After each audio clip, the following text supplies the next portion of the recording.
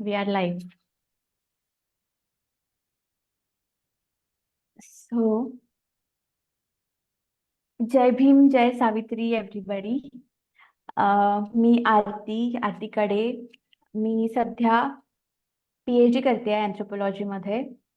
आणि आज आपण इथे भेटलोय सत्यशोधक महिला आघाडीच्या वतीने ॲनिमल हा जो चित्रपट आलेला आहे त्याचा रिव्ह्यू एक आपण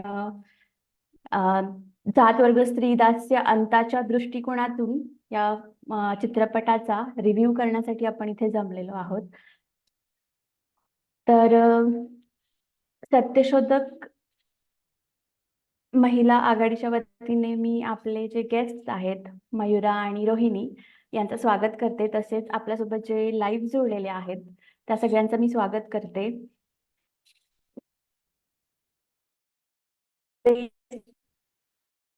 आहेत रोहिणी आणि मयुरा यांचं मी एक शॉर्ट मध्ये इंट्रोडक्शन देते आणि नंतर त्या तुमच्यासोबत बोलतील. त्या त्यांच्याबद्दल आणखी कळेलच.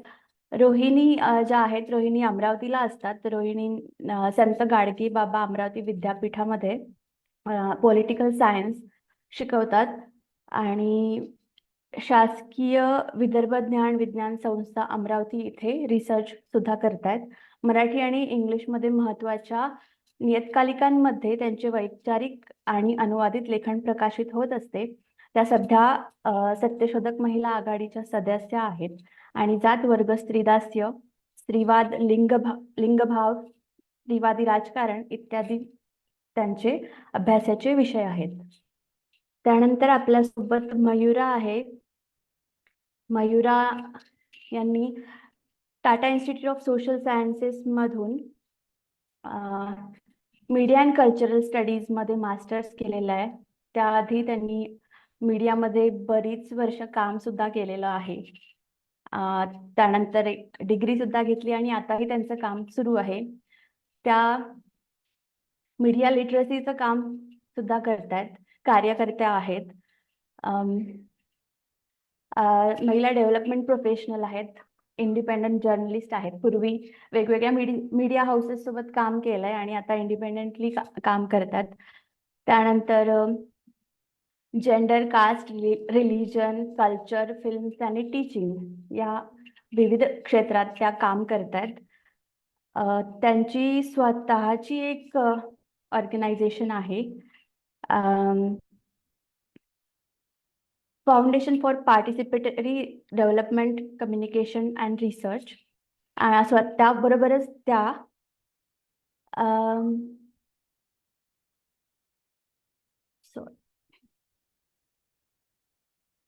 मारीवाला हेल्थ इनिशिएटिव्ह इथे सध्या कार्यरत आहेत. तर सगळ्यात आधी मी तुमचं स्वागत करते सत्यशोधक महिला आघाडीच्या वतीने आणि आपण सुरुवात करूया. ऑलरेडी आपल्याला 7 मिनिटं उशीर झालेला आहे. तर मी रोहिणीला आधी इन्व्हाइट करते. ॲनिमल हा चित्रपट, त्याचा थोडासा एक प्लॉट, त्याचं इंट्रोडक्शन पासून सुरुवात करून रोहिणी आपला रिव्ह्यू या मूवी विषयी, सोबतच मीडिया ज्या प्रमाणे काम करतोय आजच्या काळामध्ये. आता अनेक लोकांना असं वाटत असेल की मूवी बद्दल इतका सिरियसली विचार करणं का गरजेचं आहे, किंवा मूवीसाठी आपण 1 तास आपण का काढलेला आहे. आपण आता जसं इंट्रोडक्शन दिलंय, अत्यंत बिझी आहेत आपले जे वक्ते आहेत, खूप काम करणाऱ्या मुली आहेत. मग या मूवीसाठी इतकं का, असं खूप जणांना असा प्रश्न पडलेला असेल. पण हा नुसताच चित्रपट नाहीये. या चित्रपटाच्या माध्यमातून आत्ताचा काळ आणि तो चित्रपट ज्या गोष्टींना रिप्रेझेंट करतोय त्या सगळ्या गोष्टींना आपल्याला बघावं लागणार आहे. मीडिया हा आपल्या सोसायटीला रिप्रेझेंट करत असतो. तो एका प्रकारे सोसायटीचा आरसा म्हणून आपण बघितला पाहिजे. मीडिया एक पब्लिक ओपिनियन क्रिएट करत असतो. मीडिया पॉलिटिकली काय म्हणू आपण, इलेक्टोरल पॉलिटिक्स वरती मोठा प्रभाव टाकू शकत असतो.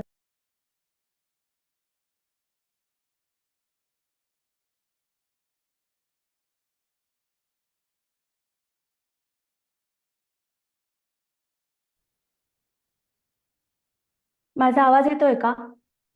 हा, येतोय. येतो आहे. ओके, सो मीडिया आपल्या दैनंदिन आयुष्यामध्ये आपल्या घराघरामध्ये काय घडत असतं ते सुद्धा त्यावरती सुद्धा प्रभाव टाकत असतो. त्यामुळे या चित्रपटाला इतकं सहज न घेता त्याच्यावरती गांभीर्याने चर्चा होणं अत्यंत गरजेचं आहे. यासाठी आपण इथे जमलेलो आहोत.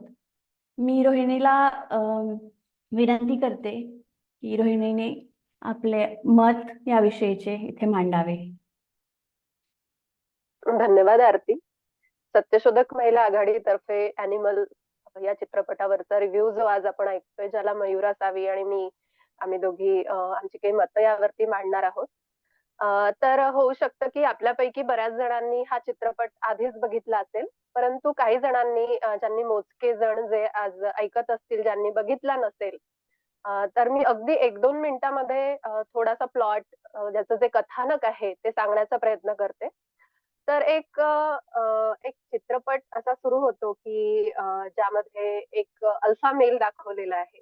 आता आपल्याकडे सध्या रील्स आणि एकूणच सोशल मीडियाचं जे प्रस्थापन बघतो, तर त्यामध्ये alpha alpha male, sigma rules असं बरंच काय काय आपण सतत बघत असतो. तर एक असा खूप डॅशिंग वाटणारा, खूप खूप जास्ती मॉडर्निटी फक्त दिसण्याच्या बाबतीत स्वतःवरती घेतलेला, गॉगल्स आणि खूप ब्रँडेड कपडे घालणारा आणि मुलींना सहज आवडेल असा एक मस्क्युलाइन पर्सनॅलिटी असलेला एक पुरुष या चित्रपटामध्ये त्यांनी दाखवण्याचा प्रयत्न केलेला आहे. आणि तो रणबीर कपूर हा जो हिरो आहे, नायक आहे, त्याच्या रोलमध्ये तो आहे. तर या चित्रपटाचं कथानक असं सुरू होतं की ती जी एक मुलगी आहे, तिची एंगेजमेंट ठरलेली आहे आणि हा हिरो तिथे येतो आणि त्याला ती आवडते आणि तो तिला ज्या पद्धतीने कन्व्हिन्स करतो की मी एक अल्फा मेल आहे आणि तू एक अशी फिमेल आहेस की जिचं पेल्विस खूप मोठं वाटते आहे, तर तू खूप स्ट्रॉंग असे बेबीज किंवा खूप मजबूत अशी मुलं तू कन्सीव्ह करू शकतेस आणि म्हणून आपण दोघांनी लग्न केलं पाहिजे. तर हे आपल्याला थोडंसं, आपण जर का थोडं जगण्याला समानतेच्या पातळीवरती जगत असू, तर आपल्याला हे खूप ऑड वाटतं की डायरेक्ट एखाद्याच्या बॉडी पार्ट वरती बोलून मग त्याला रेसशी जोडणे की मजबूत मुलांचा जन्म वगैरे. तर इथनं ती त्या प्लॉटची सुरुवात होते. पण ठीक आहे, तोपर्यंत आपल्याला तो मूव्ही काही तसा प्रॉब्लेमॅटिक वाटत नाही. आणि तो जो मुलगा दाखवलेला आहे रणबीर कपूर, त्याचं नाव विजय बलबीर सिंग असं दाखवलेलं आहे. तो अनिल कपूर जे ऍक्टर आहेत त्यांचा मुलगा आहे. आणि या चित्रपटामध्ये जे मुख्य पात्र आहे त्यामध्ये जरी रश्मिका ही ऍक्ट्रेस आहे, जिचं नाव गीतांजली अय्यंगार असं दाखवलेलं आहे. आणि त्याचे वडील अनिल कपूर जे बलबीर सिंग आहे, त्याची आई जी की शेवटपर्यंत अदृश्य दिसते, ती तुम्हाला चित्रपटात दिसतच नाही, रणबीर सिंगची आई. मी त्याविषयी बोलणार आहे नंतर की फिमेल पात्रांना कसं साईडलाईन केल्या गेलेलं आहे. आणि बाकीची जी पात्र आहेत, जसं शक्ती कपूर त्यांच्या कंपनीमध्ये एक त्यांचा सहाय्यक दाखवलेला आहे. आणि असं नंतर बॉबी देओलची पण एंट्री आहे, जे की आता खूपच गाजते, म्हणजे त्या अब्रारचं जे गाणं आहे. तर असं सगळं तो एक चित्रपटाची ती सुरुवात होते आणि एक असं मूल दाखवलेलं आहे की ज्याला लहानपणी खूप दुर्लक्षित करण्यात आलेलं आहे त्याच्या वडिलांकडनं, कारण त्याचे वडील स्वस्तिक स्टील कंपनीचे मालक असतात आणि ते त्यांच्या कामात खूप व्यस्त असतात. त्यांना अजिबातच वेळ मिळत नाही स्वतःच्या मुलाकडे लक्ष द्यायला. आणि ते जे मूल आहे ते वडिलांच्या प्रेमासाठी आसुसलेलं आहे, त्याला वडिलांचं प्रेम हवंय. तर या सगळ्या गोष्टींमध्ये त्याचं बालपण जातं. तर तो जो एक ट्रॉमा असतो त्याच्या मनावरती की आपल्याला वडिलांचं प्रेम मिळालेलं नाहीये, तर तो स्वतःला सतत ते मिळवण्यासाठीचा त्याचा तो संघर्ष दाखवलेला आहे, त्याची ती धडपड दाखवलेली आहे. आणि मग ते कथानक तशा पद्धतीने पुढे जातं आणि त्याला मग त्या रश्मिकाशी लग्न करायचं असतं आणि तो त्यांच्या सिस्टम, त्या सोसायटी मधला आंतरजातीय विवाह असतो. म्हणजे काही घरचे ऍक्सेप्ट करत नाही, परंतु ते बऱ्यापैकी श्रीमंत असतात. त्याच्यामुळे त्यांना जसं आपल्याला जातीय समाजामध्ये आंतरजातीय विवाहानंतर ज्या अट्रॉसिटीज दिसतात किंवा जे आपल्याला जसं सैराटमध्ये दाखवलं तसं त्यांच्या वाट्याला काही येत नाही, कारण त्यांचा बऱ्यापैकी एक श्रीमंत वर्ग दाखवलेला आहे. आणि नंतर लग्नानंतर ते जेटनी प्रवास करून फॉरेन मध्ये जातात आणि तिकडे सेटल होतात, असा तो एक छोटासा प्लॉट आहे. तिथून खऱ्या पिक्चरचा प्रॉब्लेमॅटिक प्लॉट सुरू होतो, जिथून मला तो खूपच म्हणजे बघताना पण त्रास होत होता थिएटरमध्ये. आणि तिथे प्लॉट बघताना त्रास होण्यापेक्षा जो इतर प्रेक्षकांचा जो प्रतिसाद होता त्या चित्रपटाला घेऊन, मुलं आणि मुलींचा, तो खूपच जास्ती त्रासदायक होता. म्हणजे एक असा व्हायलन्स त्यामध्ये दाखवलेला आहे. फॅमिली डिस्प्युट्स होतात आणि त्याच्या वडिलांवरती हल्ला होतो आणि तो हल्ला झाल्यानंतर त्या हल्ल्याला परतवून लावण्यासाठी तो एक प्लॅनिंग करतो आणि त्याचे जे भाऊबंद असतात पंजाबमध्ये सगळे, त्यांना तो कन्व्हिन्स करून इकडे घेऊन येतो शहरामध्ये आणि मग ते त्यांची एक टीम तयार करतात आणि त्या टीमच्या माध्यमातून त्यांना त्याच्या कुटुंबाला, मुख्यतः त्याच्या वडिलांनाच प्रोटेक्ट करायचं असतं. अशा पद्धतीने ती स्टोरी पुढे जाते. तोपर्यंत त्याची पत्नी असते, नंतर त्याला मुलं पण झालेली असतात आणि ते सगळे भारतात येतात. वडिलांवरती हल्ला झाला ती न्यूज बघून. तर तिथे आपल्याला एक दिसतं, की तिथून ती स्टोरी आपल्याला अजिबातच नॅचरल वाटत नाही. म्हणजे माझं असं परसेप्शन आहे. ती प्रचंड कृत्रिम वाटायला लागते. म्हणजे त्यांचे जे रिलेशन्स दाखवलेले आहेत घरांमधले पण, म्हणजे त्यामध्ये जे एक तुटलेपण दिसतं. असं सुटं-सुटं काहीतरी दाखवलंय संदीप रेड्डी वांगांनी असं तिथे वाटतं.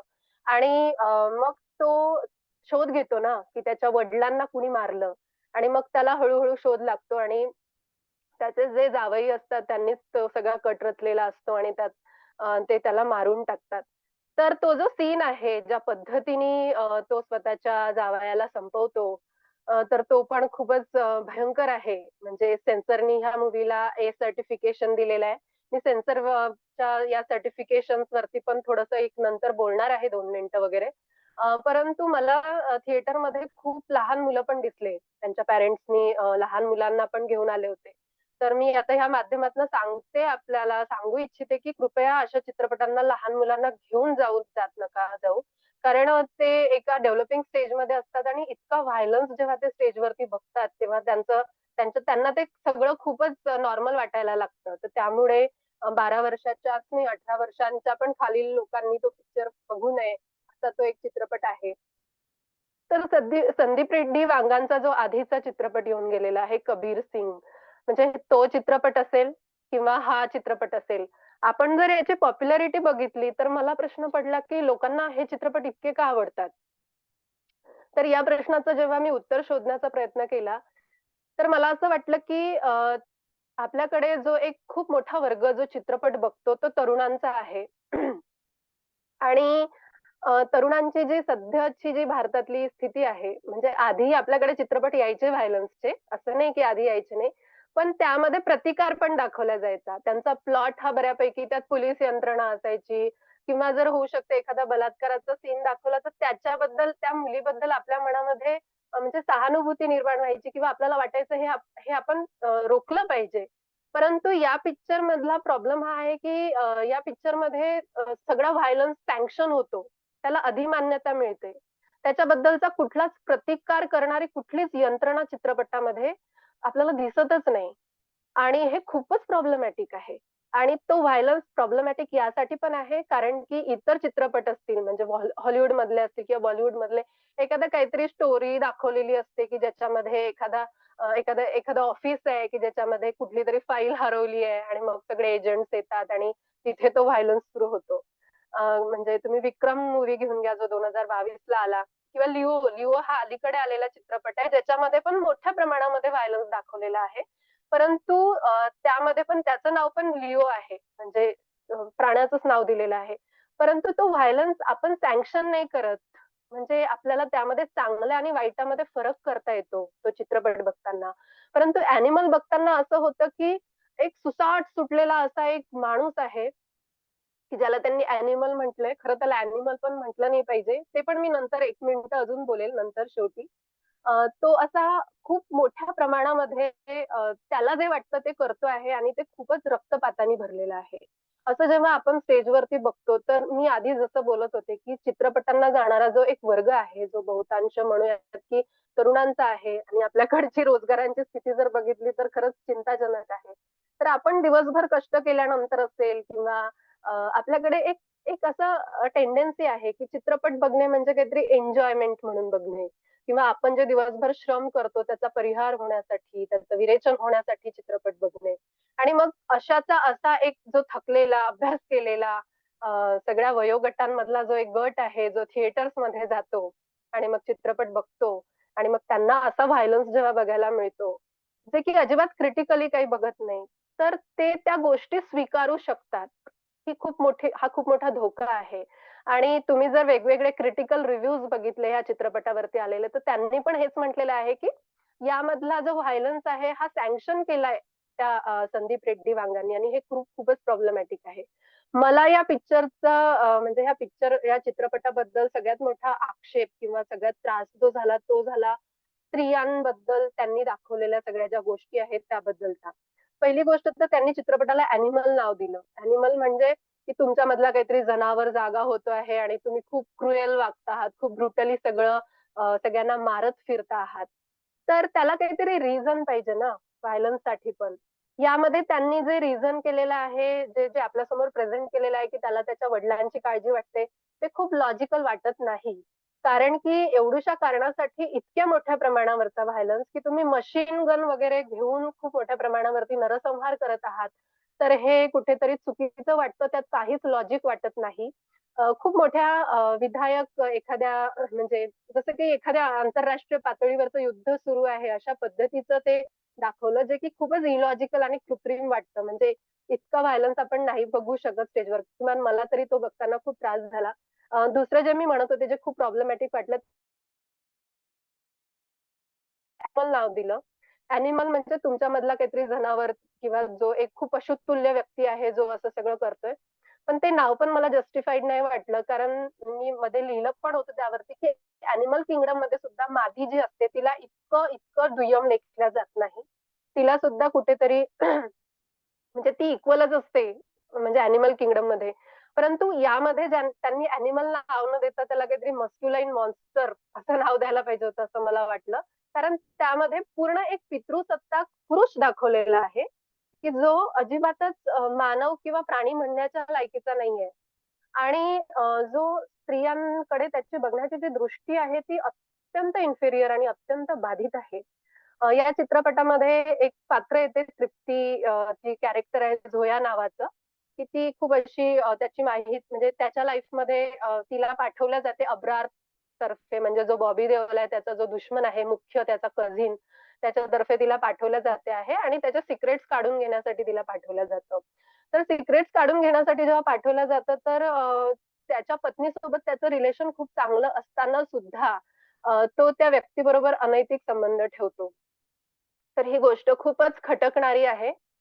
कारण की नाही म्हटलं तरी एका नात्यामध्ये ज्यामध्ये तुम्ही विश्वास ही जी एक गोष्ट म्हणता तिला तिथे तडा गेलेला दिसतो. आणि मग ऑडियन्सनी त्यातनं काय बोध घ्यायचा? की तुम्हाला वाटेल तेव्हा तुम्ही इतर व्यक्तीबरोबर अनैतिक संबंध ठेवू शकता आणि मग तुम्ही घरी जाऊन तुमच्या पत्नीला माफी मागितली, की ती भारतीय स्त्री अबला रडेल आणि मग ती सबमिशन म्हणजे ठीक आहे, सगळं स्वीकारलं जाईल, असं नाहीये. कारण ही गोष्ट खूपच खटकणारी आहे. त्यामध्ये वेगळ्या पण गोष्टी असतात जेव्हा पती-पत्नींच्या नात्यांमध्ये पटत नाही. त्यामध्ये डिव्होर्स ही एक गोष्ट आहे, जो संमतीने घेतला जातो.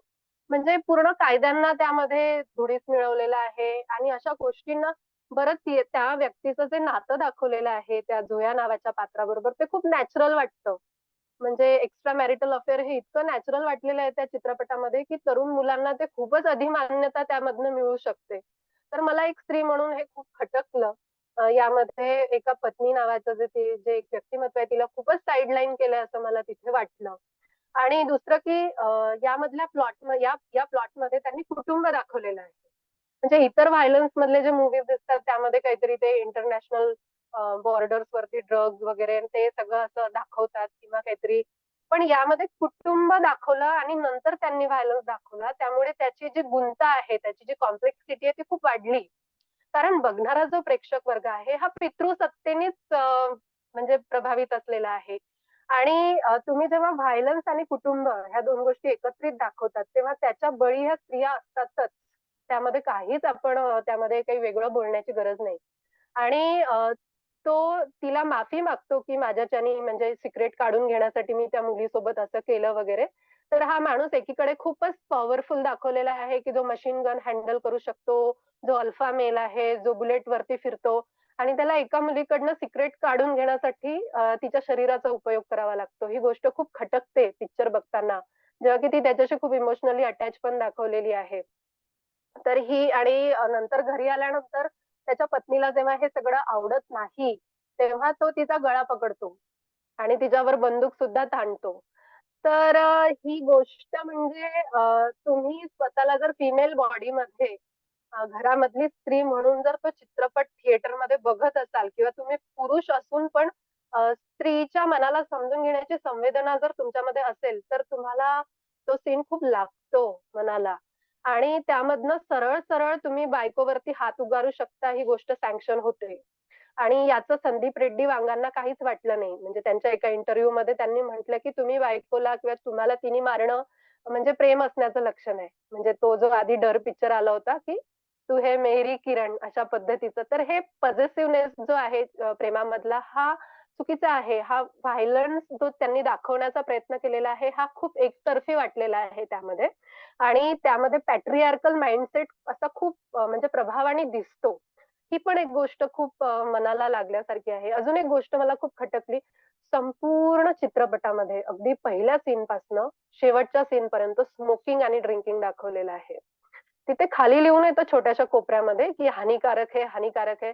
परंतु तुम्हाला हिरोइझम जर दाखवायचं असेल किंवा एखादा अल्फा मेल किंवा स्त्रियांना प्रभावित करू शकणारा जर मस्क्युलाईन असा पुरुष दाखवायचा असेल, तर तुम्हाला स्मोकिंग दाखवलंच पाहिजे का?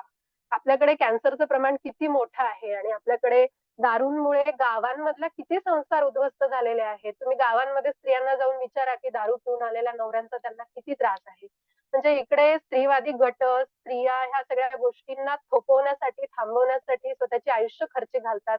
त्या प्रचंड थकतात. त्यांच्या आयुष्याची माती होताना आपल्याला दिसते आणि तुम्ही त्या गोष्टींना इतकं साध्या पद्धतीने सँक्शन करता. तर ही गोष्ट अजिबातच न आवडणारी आहे. म्हणजे एखादा सीन असता तर आपण समजू शकलो असतो, की त्याला एखादी बॅड हॅबिट असू शकते. परंतु त्याचा जो दुश्मन दाखवलेला आहे अब्रार, बॉबी देओल, तो पण शेवटच्या सीनमध्ये अगदी स्मोकिंग करून मरतो. इतकं त्यांनी त्या स्मोकिंगचं हे केलेलं आहे. म्हणजे भपका ज्याला म्हणतात, तो त्या पिक्चरमध्ये आपल्याला खूप मोठ्या प्रमाणामध्ये दिसतो. आणि या पिक्चरने खूप पैसा कमावला. म्हणजे सध्या second highest third highest earning म्हणजे बॉक्स ऑफिस कलेक्शन त्याचं आहे. 859 कोटीचा गल्ला त्यांनी कमावला. जो की जवानपेक्षा थोडा कमी आहे. गदर 2 आणि पठाणच्या तुलनेमध्ये त्याचा गल्ला बऱ्यापैकी आहे. तर 100 कोटीचा चित्रपट 859 कोटी कमवतो. तर आपण ऑडियन्स म्हणून पण थोडंसं म्हणजे आपण ऑडियन्सचं पण क्रिटिक केलं पाहिजे. आणि आपण जर या चित्रपटांवरती बोललोच नाही किंवा आपण जर हे सगळं असंच बघितलं एंटरटेनमेंट म्हणून, तर मला वाटतं की ज्या प्रश्नांवरती खूप खूप काम करण्याची गरज आहे किंवा ज्या प्रश्नांवरती पुरोगामी गट असतील किंवा स्त्रिया असतील किंवा एकूणच जो एक शोषित समाज आहे, यांनी जे प्रश्न म्हणजे हे जे लढा देतात त्याला काही अर्थच उरणार नाही असं मला वाटतं. कारण मीडियाचा खूप मोठा प्रभाव जनतेवर आहे. कदाचित मयुरा तिच्या बोलण्यामध्ये ते सगळं सांगेलच. परंतु या चित्रपटांचं क्रिटिक हे खूप मोठ्या प्रमाणावरती झालं पाहिजे. म्हणजे सत्यशोधक महिला आघाडीने घेतलेली ही चर्चा खूप छोटी आहे त्या मानाने. आपला गट खूप छोटा. म्हणजे हे खूप मोठ्या प्रमाणावरती झालं पाहिजे. त्याला काही लोकांनी सपोर्ट पण केला. म्हणजे एका काँग्रेसच्या एमपींनी त्याला ऑब्जेक्शन घेतलं त्या चित्रपटावरती संसदेमध्ये. परंतु खूप लोकांनी त्याला सपोर्ट पण केला. तर मला असं वाटतं की सपोर्ट करणारे जे लोक आहेत त्यांचं जे एकूणच स्त्री प्रश्नांविषयीचं आकलन आहे किंवा प्रबोधन त्यांचं जे झालेलं आहे ते थोडंसं रिव्हिजिट करण्याची गरज आहे. कारण की म्हणजे तुम्ही त्याला स्त्री बॉडीतनं तो पिक्चर बघा, स्त्री सेन्सेस मधनं तो पिक्चर बघा. मग तुम्हाला त्या पिक्चर मधल्या चित्रपटामधल्या गोष्टींची, त्यातल्या व्हायलन्सची तीव्रता कळेल. आणि एक एक म्हणजे इतका व्हायलंट पुरुष दाखवलेला आहे, की ज्याच्या आयुष्यामध्ये स्त्रियांना तसं काहीच महत्व नाहीये. तो त्याच्या गरजांसाठी तो तसा स्त्रियांचा वापर करून घेतो आहे, असं मला तिथे काहीसं वाटलं. आणि असे चित्रपट म्हणजे आधी इतका व्हायलंट चित्रपट मी तरी नाही बघितला. आणि जे बघितले त्याला काहीतरी लॉजिक होतं. त्यामध्ये काही गोष्टी होत्या. परंतु यामधला जो संपूर्ण प्लॉट आहे तो खूप इलॉजिकल वाटतो. फॅमिली दाखवल्यामुळे जे स्त्रियांच्या बाबतीत जे दाखवलं ते आणि नंतर असं आहे की त्यामध्ये एक एक सीन आहे की जो बॉबी देओल आहे त्याला त्याचा राग सहन होत नाही. कारण त्याला कुणीतरी त्याचं तिसरं लग्न असतं आणि त्यामध्ये त्याला कोणीतरी न्यूज सांगते की तुझ्या भावाला मारून टाकलं. तर तो न्यूज सांगायला आलेल्या माणसाला मारून टाकतो खूप वाईट पद्धतीने. तिथे लहान मुलं पण असतात आणि ते गाणं सुरू असतं जे रील्स मध्ये सध्या खूपच फेमस होते आहे. आणि तो त्याच्या त्या सगळ्या अवतारामध्ये त्याच्या सगळ्या त्या रक्तानी माखलेल्या हातांनी तो त्याच्या पत्नीवर रेप करतो. आणि तो सीन त्यांनी उघडपणे दाखवला आणि तो सीन दाखवल्यानंतर मुलांनी थिएटरमध्ये जोरात आवाज करून टाळ्या वाजवल्या. तर म्हणजे हे खूपच खटकणारं नाहीये का? म्हणजे ती मुलगी आता तिचं लग्न झालंय आणि तिला ते म्हणजे तिला माहिती पण नाही की हा माणूस कसा आहे आणि तिच्यासोबत बळजबरी होते. तर संदीप रेड्डी वांगांनी या प्रश्नाचं उत्तर दिलं पाहिजे की त्यांनी तो सीन का दाखवला? आणि मॅरिटल रेप आपल्याकडे म्हणजे प्रॉब्लेम आहे हा सोसायटीमधला आणि त्याला असं तुम्ही सँक्शन करून तरुण मुलं त्याच्यावर टाळ्या वाजवत आहेत म्हणजे कुठेतरी खूप इन्सल्टिंग पण वाटण्यासारखं आहे. तर अशा खूप गोष्टी आहेत त्या चित्रपटामध्ये आणि ॲनिमल वगैरेच्या पण पलीकडची हिंसा दाखवलेली आहे, की जी प्रचंड पॅट्रिआर्कल आहे. त्यामध्ये तुम्हाला ॲनिमल जगतामध्ये किती सुंदर माद्यांचं जग असतं. त्या छान पिल्लांना जन्म देतात, त्यांची अंडी असतात, त्या त्यांना पंखाखाली घेतात. हां, त्या त्यांच्या नरासोबत किती इक्वॅलिटीने वागतात. तसं काहीही त्यामध्ये दाखवलेलं नाहीये. आणि अत्यंत म्हणजे स्त्रियांना खूपच फालतू जे त्यामध्ये दाखवलेलं आहे. म्हणजे खूप दुय्यम लेखलेलं आहे आणि तो पिक्चर मनाला लागण्यासारखा आहे. आधी चित्रपटांवरती जेव्हा असे चित्रपट यायचे किंवा ज्यामध्ये खूप असं दाखवलं जायचं, त्याच्यावर खूप लोकं बोलायचे, त्याला विरोध करायचे. स्त्रियांच्या चळवळी 1980च्या दशकामध्ये पण स्त्रियांनी गटागटाने अशा खूप गोष्टींना विरोध केल्याचे आपल्याकडे दाखले आहेत. परंतु आता आपल्याला अशी निदर्शनं किंवा अशा जेव्हा गोष्टी दाखवल्या जातात, की ज्या डायरेक्ट स्त्रियांच्या रोजच्या जगण्याशी संबंधित आहे, त्यांच्यावर होणाऱ्या हिंसेशी संबंधित आहे, घरातल्या हिंसेशी संबंधित आहे, रेपशी संबंधित आहे. त्यावरती खूप मोठ्या प्रमाणामध्ये आपल्याला आवाज उठवताना स्त्री किंवा पुरुष आणि असे गट दिसत नाहीत. तर हे याचं पण आपण कुठेतरी मार्केट जे आहे, मार्केट जे खूप मोठ्या प्रमाणावरती गल्ले कमवण्यासाठी पैसे कमवण्यासाठी ज्या कलाकृती बनवल्या जातात, त्याच्यावरती पण आपण थोडंसं विचार केला पाहिजे. आपण त्यावरती बोललं पाहिजे असं मला खूप वाटलं. आणि अशा खूप गोष्टी आहेत परंतु मला असं वाटतं की मयुरा पण आपल्याला खूप त्यावरती सांगेल. आणि या काही ज्या प्रतिक्रिया आल्या त्यामध्ये स्वानंद किरकिरेंची प्रतिक्रिया आहे, की म्हणजे असमानतेच्या विचाराला मी श्रद्धांजलीच वाहिली. त्या दिवशी मी थिएटरमधले ते सगळे मुलांच्या टाळ्या पिटणं वगैरे बघितलं. आणि त्या ज्या एम-पी आहेत, ज्या काँग्रेसच्या एम-पी ज्या बोलल्या त्या संसदेमध्ये, त्यांनी या चित्रपटाला आजार असं म्हटलेलं आहे. काही ज्या लोकांनी त्याला सपोर्ट केला आहे, तर त्यांना पण आपण प्रश्न विचारले पाहिजे. कदाचित प्रश्न उत्तरांमध्ये त्याच्याशी संबंधित काही प्रश्न येतील.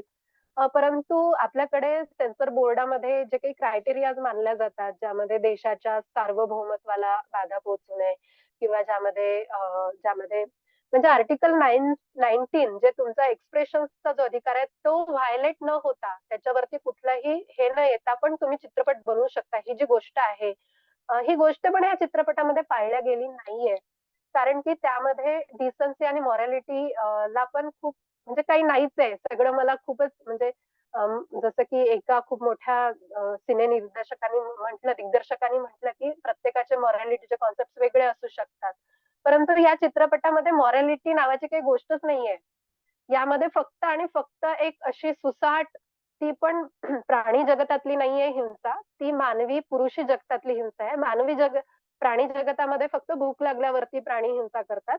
परंतु इकडे तुमच्याकडे पैसा आहे म्हणून तुम्ही मशीन गन मागवताय, तुम्ही खूप मोठे-मोठे वेपन्स मागवतायत, तुम्ही AK-47 ताणताय तुमच्या जावयावरती. तर हे जे दाखवलेलं आहे आणि त्याला प्रतिकार करणारी कुठलीच यंत्रणा नाही. आणि त्यामध्ये ज्या लोकांचा तुम्ही उपयोग केलेला आहे व्हायलन्ससाठी ते पण मास्क आहेत. त्यांच्या चेहऱ्याला पण मास्क आहे. म्हणजे तुम्ही एक झुंड तयार करता आहे, की जे तुमच्या मताप्रमाणे वागेल, ज्याला काहीच लॉजिक नाहीये. जे तुम्हाला फॅमिली पण पाहिजे आहे, फॅमिलीत तुम्हाला व्हायलन्स पण करायचा आहे. म्हणजे हा जो प्लॉट आहे हा खूपच प्रॉब्लेमॅटिक आहे आणि तो खूप भपक्याने भरलेला आहे आणि फक्त पैसे कमवण्याच्या उद्देशाने आणि जो तरुण वर्ग आहे त्याला आकर्षित करण्याच्या उद्देशाने तो पिक्चर बनवलाय असं मला अगदी स्पष्टपणेच म्हणावंसं वाटतं. तर अशा पद्धतीचं हे एकूणच कथानक आहे, हा चित्रपट आहे. आपण सगळ्यांनी बघा आणि जेव्हा कोणी त्याचं खूप स्तुती वगैरे करेल तर त्यांना म्हणा, की "तू असा मार खाशील का?" म्हणजे तिची जी गच्ची पकडते सुष्मिता एकमेकाची किंवा मग त्या स्त्रीवरती तिचा नवरा जो एक बलात्कार करतो तशा पद्धतीचं तुमच्या बॉडी सोबत जर घडत असेल तर हे खूप प्रॉब्लेमॅटिक आहे. हिंसेला सँक्शन केल्या जाऊ शकत नाही. कुठल्याही चित्रपटाने ती करू नये आणि ती जर केल्या जात असेल तर त्याला काही लॉजिक तरी असलं पाहिजे. म्हणजे सेन्सॉर बोर्डावरती पण प्रश्न निर्माण करणारा हा चित्रपट आहे खरं तर. तर हा अशा पद्धतीचा एक ॲनिमल नाही म्हणू आपण त्याला, एक मस्क्युलाईन मॉन्स्टर असा एक चित्रपट आहे. आणि शेवटी जो एक पोस्ट क्रेडिट म्हणजे चित्रपट संपल्यानंतरचा जो एक दाखवलाय त्याच्यामध्ये त्याचा क्लोन दाखवलाय, की जो बऱ्यापैकी म्हणजे त्याचाच एक क्लोन आहे आणि जो अजून जास्त हिंसक आहे. म्हणजे मला प्रश्न पडला, की आता अजून काय दाखवेल संदीप रेड्डी वांगा आणि त्यांनी जर दाखवलं तर आपल्याकडे असे प्रबोधित मेंदू आहेत का, की आपण त्यांना प्रश्न विचारू आणि ज्यांचा प्रभाव हा तरुण पिढीवर कसा पडेल हे आपण सांगू. तर याच्यावरती बऱ्यापैकी आपण बोलण्याची गरज आहे. मी अगदी कमी वेळामध्ये मला जसं ओघाने जसं बोलता आलं तसं बोलण्याचा प्रयत्न केला. पण या चित्रपटाचं क्रिटिक हे सगळ्या पातळ्यांवरती झालं पाहिजे आणि कुठल्याही सोसायटीमध्ये सध्या पण भारतामधल्या सद्यस्थितीमध्ये पण असे चित्रपट येताना आपण किती काळजी घेतली पाहिजे. इतके गुंते असताना रोजगाराचे प्रश्न आहेत, स्त्रियांच्या हिंसेचे प्रश्न आहेत, जे सुटलेले नसताना असे जनतेला, तरुण मुलांना प्रभावित करणारे इतके हिंसक चित्रपट दाखवताना थोडं तरी भान बाळगलं पाहिजे, असं मला ह्या निमित्ताने सांगावसं वाटतं. आणि मी एवढं बोलते आणि माझं म्हणणं पूर्ण करते. Thank you. थँक्यू रोहिणी. तू म्हटल्याप्रमाणे या चित्रपटात व्हायलन्सला अधिमान्यताच नाही तर व्हायलन्सला ग्लोरीफाय केलंय. आणि हे होत असताना अशा प्रकारचा चित्रपट रिसीव्ह करणारे ऑडियन्स आपल्याकडे आहेत. हे एक आपण प्रचंड वेदनादायी सत्य आपण हे बघायला हवं. हे ऑडियन्स कधी निर्माण झाले, ही प्रक्रिया काय आहे.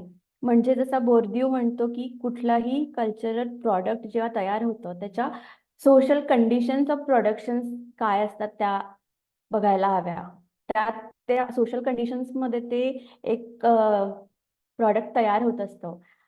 आणि आपण जेव्हा मागे बघतो काही वर्षांमध्ये आपल्या समाजामध्ये काय होतंय, म्हणजे मणिपूरमध्ये झालेली स्त्रियांवरती झालेली हिंसा, हाथरसमध्ये झालेली हिंसा, उन्नावमध्ये झालेली हिंसा, महिला खेळाडूंचे जे होत असलेले आंदोलन आहे आणि त्यांच्यावरती झालेल्या अत्याचाराला जाब एकाही गव्हर्नमेंटमध्ये असलेल्या एकाही व्यक्तीने मागितलेला नाही आजपर्यंत. म्हणजे त्यांच्यावरती होत असलेला व्हायलन्स आता जस्टिफाय झालाय हे आपण कालच बघितलं. तर त्यांच्यावरती व्हायलन्स होत असणाऱ्या व्यक्तीला पुन्हा पुन्हा अपॉइंट केलं जातं, पुन्हा निवडून दिलं जातं. ही आपली ऑडियन्स हीच ऑडियन्स आहे जी अशा प्रकारच्या व्हायलन्सला एन्जॉय करतायत. तर मग ही सेन्सर किंवा हे सगळे एकाच मायेची मणी आपण म्हणू शकतो. म्हणजे मणिपूरमध्ये होत असलेल्या व्हायलन्सला कोणी सपोर्ट केला होता किंवा हाथरसमध्ये उन्नावमध्ये पोलिसांनी काय केलं. तर त्यामुळे मला असं वाटतंय की ह्या सगळ्या कंडिशन्स मध्ये हा चित्रपट तयार झालेला आहे. तर असा सगळा समाज असताना मीडिया म्हणजे काय, म्हणजे मीडिया ह्या सगळ्या गोष्टींना कसं बघतो, मीडिया ऑडियन्सला कसं समजतो, या सगळ्या प्रश्नांसाठी मी आता मयुराकडे जाते. मयुराला विनंती करते की तिने आपले म्हणणे इथे मांडावे. थँक्यू आरती. थँक्यू रोहिणीताई. एकतर फिल्मचा पूर्ण प्लॉट तुम्ही एक्सप्लेन केला आणि खूप गंभीर जे विषय होते ते सगळे ऑलरेडी मांडले गेलेत. मला वाटतं खूप सारं ऑलरेडी आलं आहे आणि आता कायच बोलावं यावर.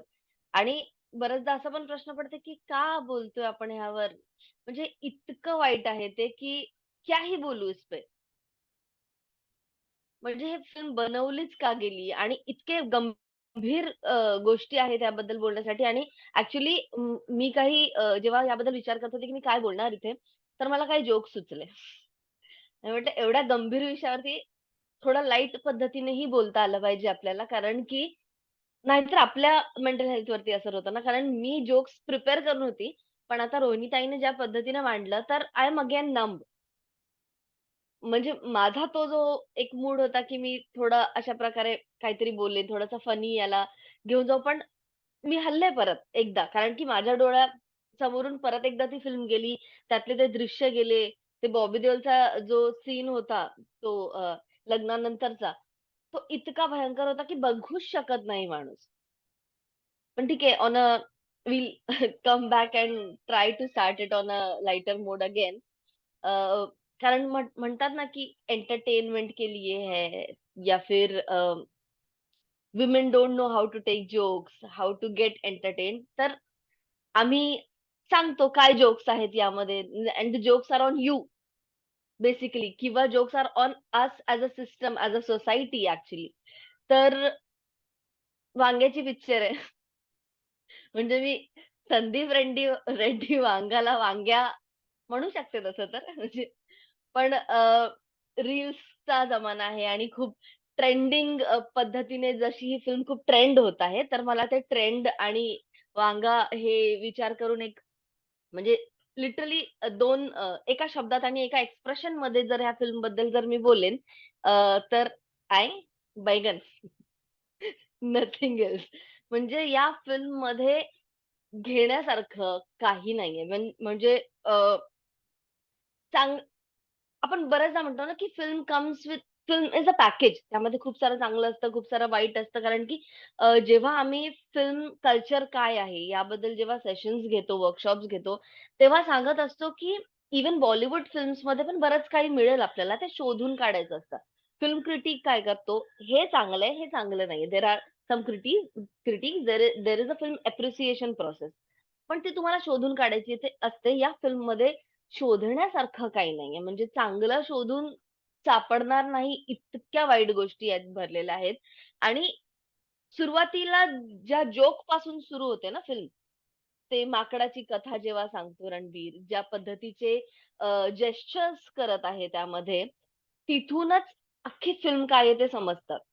It is basically about पीनस pride. आणि ह्यांचा नॉर्थ इंडियन पीनस प्राईड कमी पडत होता, तर मध्ये थोडासा मराठी पीनस प्राईड पण ह्यांनी ॲड केलं, की ते हाइप आणि तो युफोरिया क्रिएट करायला, की तुम्हाला वाटलंच पाहिजे, की कायच भारी चाललंय हे. म्हणजे इतके मूर्ख आपण आहोत. आणि definitely there can be a penis pride because vagina certainly can be ashamed of giving birth to such toxic men. म्हणजे आणि तो बर्डन पण आपल्यावरच, की आपण जन्म दिला आणि आपण असं घडवलं का? म्हणजे मी विचार करते, की त्या फिल्ममध्ये आईचा जो रोल आहे, जिला हार्डली काही डायलॉग्स आहेत. पण तिच्या मनात, तिच्या एक्सप्रेशनवर दिसतं, की मी हा मुलगा घडवलाय का? कारण की अनिल कपूरला दाखवलं 1-2दा रेजमध्ये रागवताना, ओरडताना, रिएक्ट करताना, मुलाला मारताना सुद्धा. आणि तो ओरडून आपल्या बायकोकडे बघून बोलतो, की "हमने क्रिमिनल पैदा किया है." तर the onus is on again her, की तुम्ही कसं रेज करत आहात. म्हणजे त्या महिला म्हणजे आई म्हणून तिला काय वाटतं ती त्या फिल्ममध्ये कुठेच एक्सप्रेस करू शकली नाही. पण तिची ती व्यथा आहे ती मला दिसते. Here I will come up with another joke. कदाचित खूपच अप्पर कास्ट, अप्पर क्लास जेव्हा असतं ना, तिथे महिलांना खूप कमी अ, बोलण्याची मुभा आपल्याला दिसते. कंपेअर्ड टू जेव्हा आपण आपल्या बहुजन महिलांकडे जातो, तर ती तेवढ्या चिड करून म्हणजे ती तेवढा रेज व्यक्त करायला तिला कुठेतरी मिळतं. म्हणजे जिथे धर्म कमी-कमी होत जातो ना, तिथे ती थोडं-थोडं इक्वालिटीचा पाथ थोडा-थोडा वर येत जातो. ती बोलते. म्हणजे याला मी जोकसारखं जर घेईल, तर इमॅजिन मी असं करते, की यार माझ्या घरात माझ्या भावाने किंवा एखाद्या मुलाने, पुरुषाने असा काही बोललं असतं, तर आई एक मराठी टिपिकल बहुजन समाजातली, एक आंबेडकरी समाजातली आई काय बोलते? तर आठवतात मला त्या गोष्टी कानावर, की ती बोलते, "गेला तुझा बाप? हां? त्याला काय पडली आहे कोणाची? 3-3 लेकरं माझ्या उरावर घातले अन् गेला? हां? जाजू नको बे बापाच्या वानावर, जाजू नको. एकट्या मायनं एवढं करावं, मायनं मर करावं आणि पुडका येते यांना बापाचा." कारण की त्या फिल्ममध्ये ती काय दिसते, तिच्या चेहऱ्यावरचे एक्सप्रेशन्स, तिचं ते गांभीर्य, तिच्या डोळ्यातलं पाणी जे खाली पण पडत नाहीये. पण जो प्रोटॅगनिस्ट आहे तो पापा करत थकत नाहीये. आणि एवढा म्हणजे का ग्लोरिफाय केला जातो बाप म्हणून? म्हणजे ठीक आहे, खूप चांगले काही कविता पण आहेत, की बाप काय असतो? पण बाप कितीही असलं तरी आईची आईची जागा नाही घेऊ शकत. म्हणजे आपल्याकडे पॅट्रिआर्की एवढी आहे, आपल्याला लहानपणापासून आपल्या नावासोबत बापाचंच नाव लागतं. आईचं नाव सुद्धा लागत नाही. म्हणजे हा पेट्रिआर्कल कल्चर आपण बऱ्याचदा म्हणतो, की जे आता थोडेसे काही-काही थोडेसे म्हणजे फेमिनिझम पूर्णपणे नाही समजू शकलेले, सवर्ण फेमिनिझम ग्लोरिफिकेशन करणारे ज्या गोष्टी आहेत, त्यामध्ये येतं ना, की लग्न झाल्यावरती मैं अपना नाम नहीं चेंज करूँगी क्योंकि मेरा मेरे सरनेम का भी मुझे कुछ वैल्यू है. मेरे पापा से मिला है. अरे तुमच्या आईचं अस्तित्व आहे का तुमच्या आयुष्यात? तुमच्या नावात आहे का? म्हणजे किंवा 2 आडनाव लावतील. वडिलांचा आणि नवऱ्याचा. आईचं काहीच नाहीये, स्वतःचं काहीच नाहीये. तुमचे स्वतःचे नाव पण बदलून जातात बऱ्याचदा. आता ती थोडी प्रथा कमी झाली. पण ह्या सगळ्या म्हणजे आपला कल्चर, फिल्म ह्या किती गोष्टी रिलेटेड आहेत आणि या सगळ्या गोष्टी दिसतात ह्या सगळ्या ह्याच्यातून. तर आईचं अस्तित्व नाहीच आहे. हे या फिल्ममध्ये खूपच चांगलं दाखवलेलं आहे. कारण की बाप असा आहे, चांगला आहे, वाईट आहे, जसं पण आहे. फक्त बाप दिसतो. आई फिल्ममध्ये दिसतच नाही. म्हणजे she does not exist at all. तर हा खूप मोठा प्रश्न मला असं वाटतंय आणि फिल्मला जे बघतात म्हणजे हे फिल्म बघून आल्यावरती because we are talking about culture कसं घडतं. फिल्म बघून मुलं काय रिएक्ट करतात. मुलं ॲज इन मुलं-मुली सगळेच. काय प्रेक्षक काय रिएक्ट करतात, तर तेही आपल्या वडिलांबद्दल विचार करतात, की मीही माझ्या वडिलांबद्दलचा असा प्रेम दाखवेन. ते पहिला जो सीन आहे, लहान मुलगा बोलतो, की "वक्त आने पे पता चलेगा, की मैं मेरे पापा के लिए मेरा प्यार क्या है." आणि आपण जी फिल्म बघतो, आपण आपल्या लाईफसोबत डेफिनेटली आपण अटॅच करतो कुठेतरी. आपण बघतो, की माझा रोल कुठे आहे किंवा माझ्यासोबत कुठे ही प्रॉक्सिमिटी जुळते. तर तेही अगेन म्हणजे हा सायकल चालत राहील, की ज्याच्यात आई, बायको हे कोणी एक्झिस्ट करत नाही. बायको फक्त एवढ्यासाठी एक्झिस्ट करते, की हासिल करणं है. कबीर सिंगचा ये मेरी बंदी है पासून इथे याचं तिच्या लाईफमध्ये जाऊन अचानक जाऊन, "मी तुला बहीण म्हणून बघत नाही, आता तू लग्न कर." हे असं इमिजिएट कन्विन्स करून घेणं म्हणजे women don't have take on their own life. Kabir सिंगमध्ये वांगेने दाखवलं, की एम-बी-बी-एसच्या क्लासरूममध्ये ती पण आहे, तो पण आहे. पण तिच्या करिअरचं काहीच नाहीये पुढे. म्हणजे शी गेट्स प्रेग्नंट अजून काहीच नाही. तो एवढं सगळं लाईफ त्याच्या पण लाईफवर काहीतरी ट्रॉमा झालाय, हे सगळं जे घडलं त्याच्या लाईफमध्ये. पण तो एक टॉप सर्जन बनतो. तो दारू पिऊन सर्जरी करतो, पण तो सर्जन बनतो. ती काय बनते फक्त प्रेग्नंट. सिमिलरली या फिल्ममध्ये ती काय आहे, तिच्याकडे काय आहे? तर अ बिग पेल्विस. आणि ते here comes my third joke too म्हणजे मला वाटतं जे रील्स बघतात त्यांना चांगलं क्लिअर क्लिक होतील हे जोक्स काय आहेत. तर इतकी वाह्यात कॉमेंट कोण देते? म्हणजे how is it a compliment? म्हणजे तुम्ही बायोलॉजीमध्ये शिकताना कधी हा विचार केला का, की अच्छा मी आता जाऊन चेक करेन, की कोण हेल्दी बेबीज अकोमोडेट करू शकतो किंवा नाही. आणि हे सगळं तिला बोलल्यावर शी इज गेटिंग कन्विन्स्ड बिकॉज पेल्विस के आगे कोई कुछ बोल सकता है क्या? हे काय आहे म्हणजे? आणि अल्सो मला असं वाटतं, की याच्यावर again the joke is on us again, की तुम्ही विचार नाही करू शकत किंवा तुम्हाला लक्षात नाहीये, की आम्ही काय बोलतो, काय सांगतोय. Because again woman should have big pelvis and not big brains to think about this. की तुम्ही क्रिटिक करा. म्हणजे तुम्ही कायच पकडाल, की आम्ही काय दाखवलं. You will just get impressed. Why? No, we do have big brains.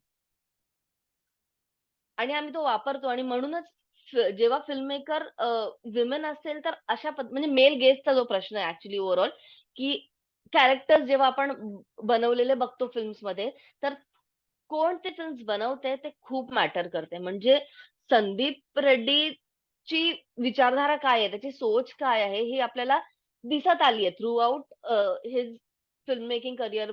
आता आपल्याला जे कबीर सिंग किंवा त्याचं जे ओरिजिनल तेलुगू फिल्म जी बनली होती, ह्यातून तर लक्षात येतच. But then he has this audacity to come on cameras in interviews आणि जस्टिफाय एव्हरीथिंग.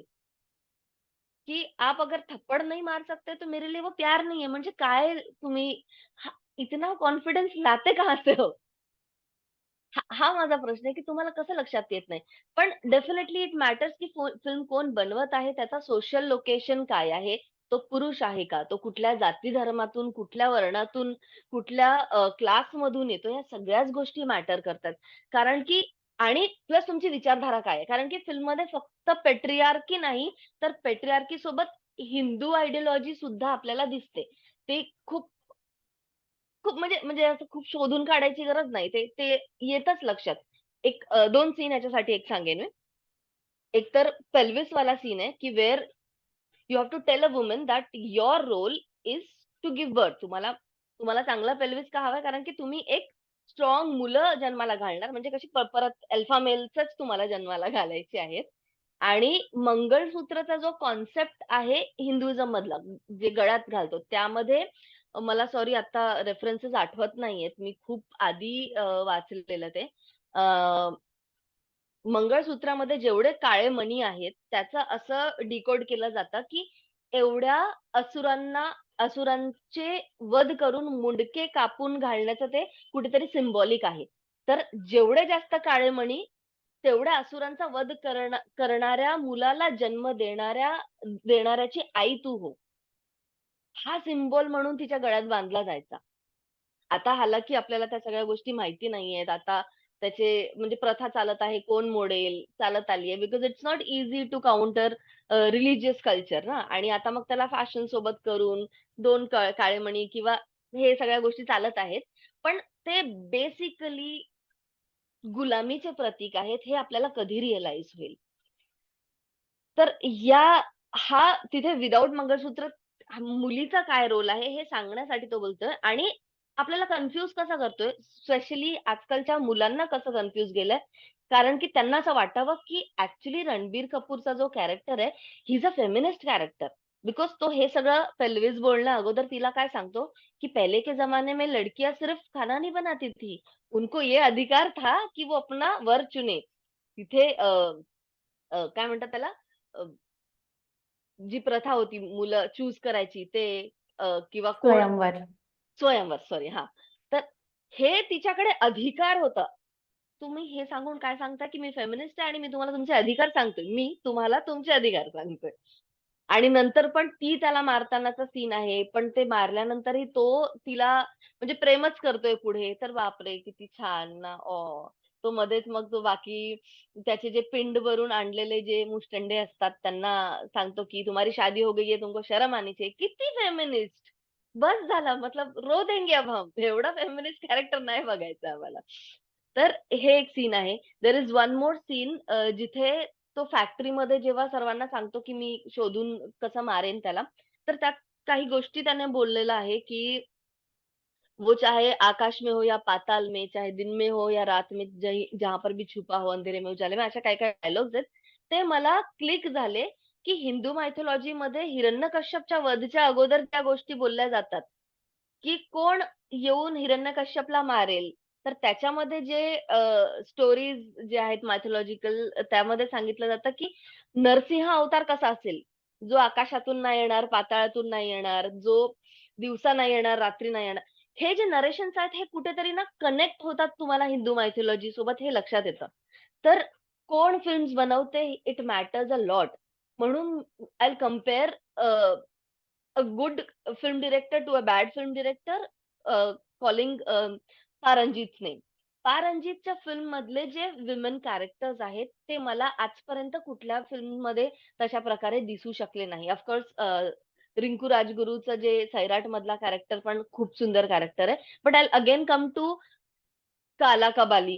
कालामध्ये जो सीन आहे, जेव्हा तिच्यावरती रेप होणार होतो तुफानी सोबत आणि अ, अ, तिचा पैजामा काढून फेकला जातो आणि तिच्या हातातला दंडा असतो, ती फाईट करत असते, तो एका साइडला असतो. तर अ, जो तेवढा सायलेंट सीन आहे, की ते सगळे लोक जे आहेत गुंड हसतायत पुरुष. आणि आता ती ती बोलेल ना, की आजपर्यंत जे आपण फिल्म्समध्ये बघत आलो, भगवान के लिए मुझे छोड़ दो, घर पे माँ-बहन नहीं है क्या, मुझे छोड़ दो वगैरे.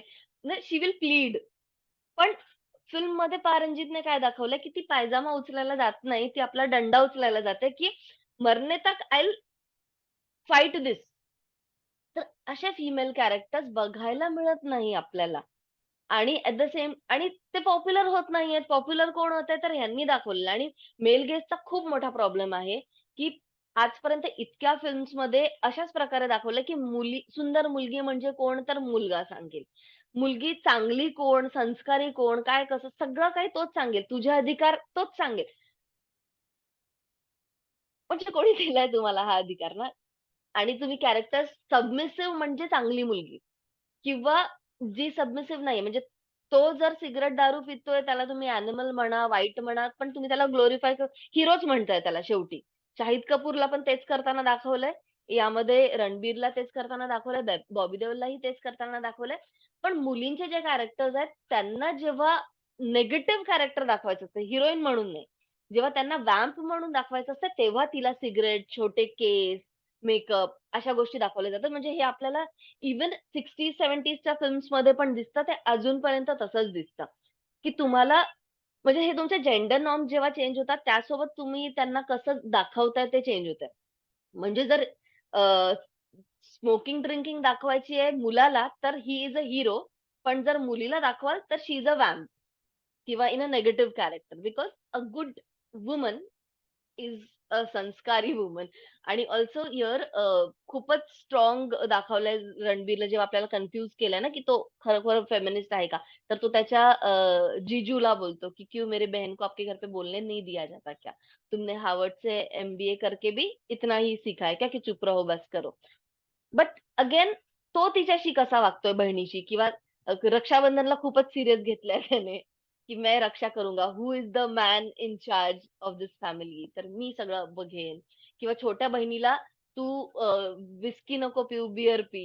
म्हणजे तिच्या लाईफचे सगळे decisions although I do not support काहीच खाणं-पिणं जे काही असेल, कारण की ते हेल्थ सोबत कनेक्टेड आहे.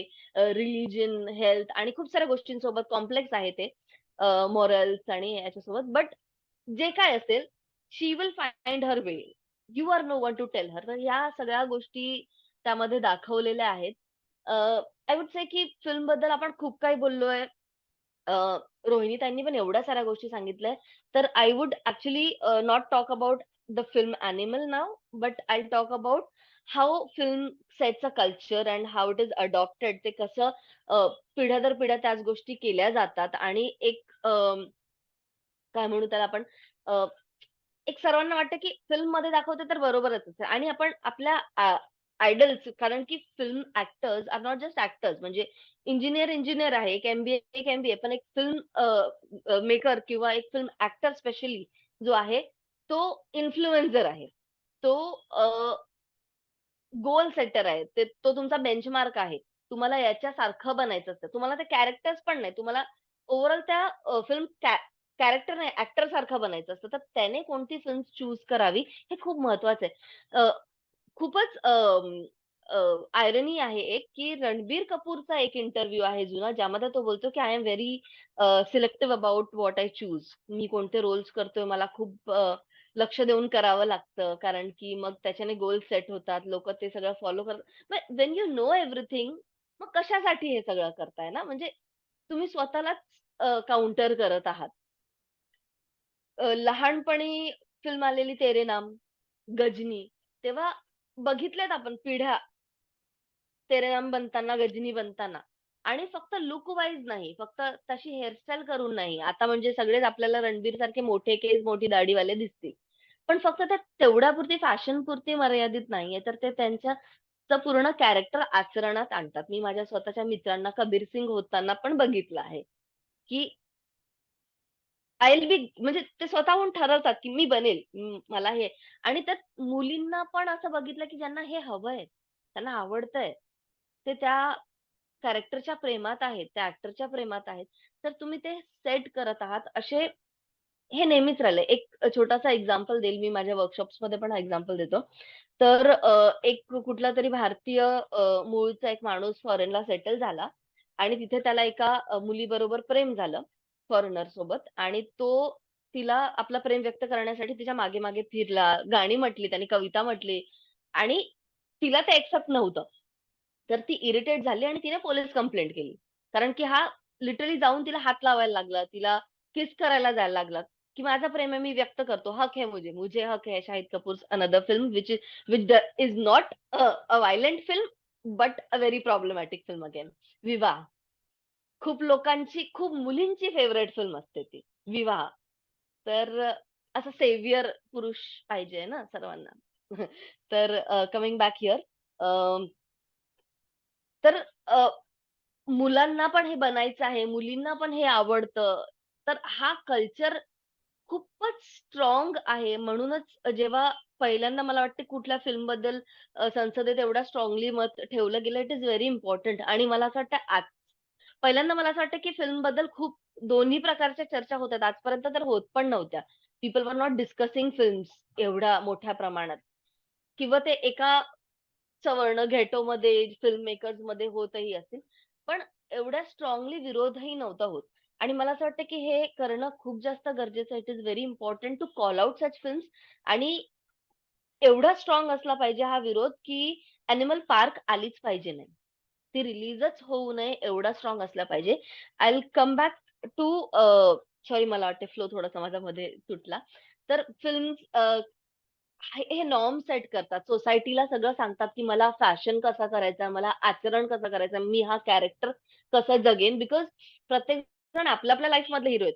आणि म्हणजे for the very first time आता आपल्याला काही वर्षांपासून दिसतंय, की अं, अं, लग्नाच्या अगोदर जे फोटोशूट वगैरे होतात, प्री वेडिंग, पोस्ट वेडिंग, त्यात पहिल्यांदा आपल्याला लोकं स्वतः आपल्या फिल्मचे हिरो हिरोईन आहेत हे आपल्याला ते डिपिक्ट करायला मिळतंय.